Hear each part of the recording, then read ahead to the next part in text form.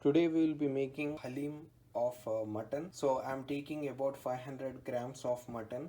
The detailed recipe will be uploaded in the description. Here we'll be taking Shahzeera 1 teaspoon.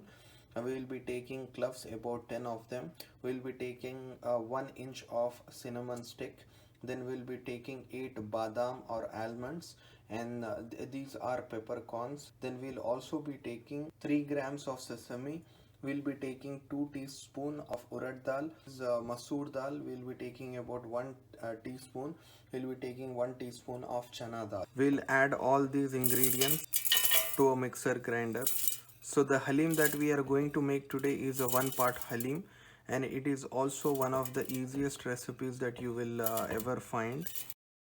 To this we will be adding 3/4 cup of wheat flour. So as you can see, I use the measuring spoons like this. So most of the people add wheat into Haleem, and it takes a very long time and it's a very tedious task. As I have explained, this is an easy recipe, so I'm directly using the wheat flour. Now we need to blend this mixture into a fine powder.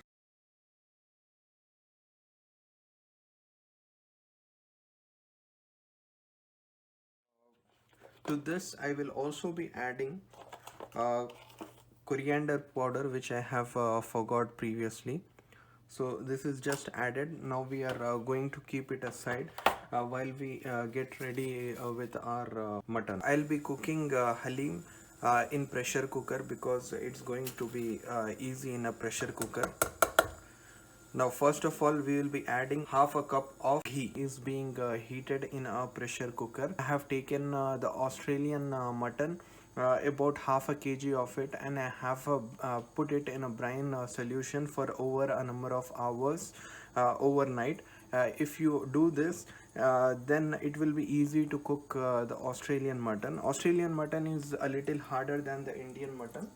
Let us add all the ingredients into the ghee, and then we will put the flame back. Now I have switched off the pressure cooker. Now I will be adding Australian mutton into it, about half a kg.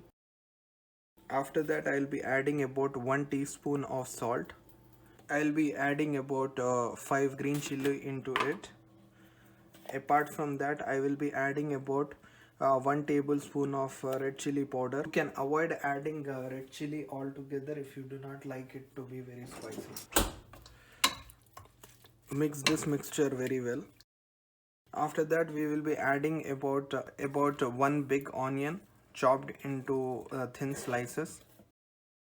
Then we will be adding ginger, julienne, about 1 big piece. After that we will be adding garlic paste, about 1 teaspoon. After that we will be adding about 2 tablespoon of yogurt into this. Next we will be adding about 1 cup of milk into this. Then we will be adding the spice mixture that we have prepared along with the whole wheat flour and all the pulses. Mix this very well.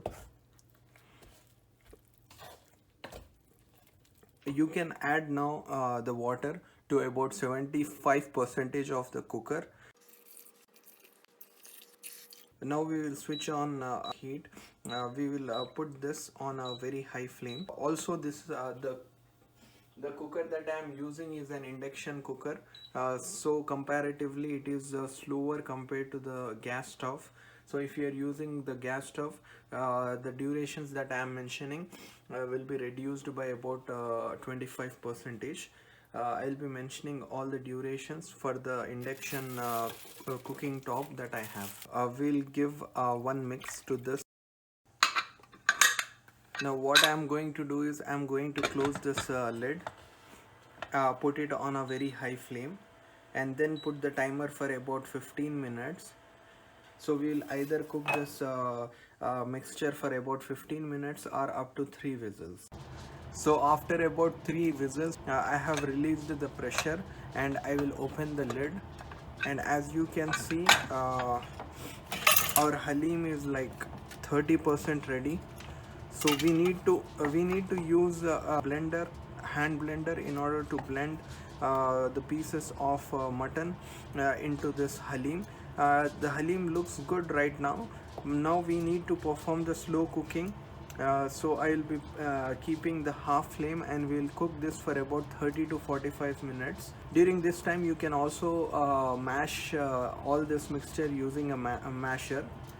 uh, Now while this is getting ready, you need to prepare the fried onions. So these are the onions which I have cut longitudinally, like in the biryani recipe that we make, and then we fry these onions to golden brown in color and we keep it aside. So this preparation takes about 10 minutes, and this has to be done while this is cooking. Haleem looks very liquidy because we have added a lot of water into it. Now this water will get evaporated and we will get a thick mixture of halim. So after 30 minutes the consistency of the halim has improved. Now if you want, you can mash this using a masher. So now in this we will be adding the fried onions that we have prepared. So along with this I will also be adding mint. So mint, usually what I do is I freeze the mint, and basically I use the frozen mint in order to increase the shelf life. So now we are going to mash this for about 10 minutes using this masher, and we will be cooking on a very high flame here. After 10 minutes of mashing, now we will be reducing the flame to slow to medium, and we will be cooking this for about another 10 minutes. After 10 minutes of slow cooking, now I have put to high flame and I'm mashing it for the last time, and this is going to run for about 2 minutes. So after 2 minutes is completed, we are going to switch off the flame. So once the flame has been switched off, we are going to add lime juice into this. This is the juice of about 2 limes. If you do not like a sour taste, then you can just add 1 lime juice. Now if you have a coriander, then you can use it for garnishing on top of this. Our preparation is ready. Thank you for watching this video, and if you have any suggestions for the recipes which you want to see, please comment on our videos, like, share and subscribe to our channel. Thank you. जाना वे जाना वे मोहब्बत करते रहना रे हम मौसम चाहे जैसा भी हमेशा सब्सक्राइब रहना रे जाना वे कमेंट लाइक करते रहना रे हम मौसम चाहे कैसा भी हमेशा सब्सक्राइब रहना रे हो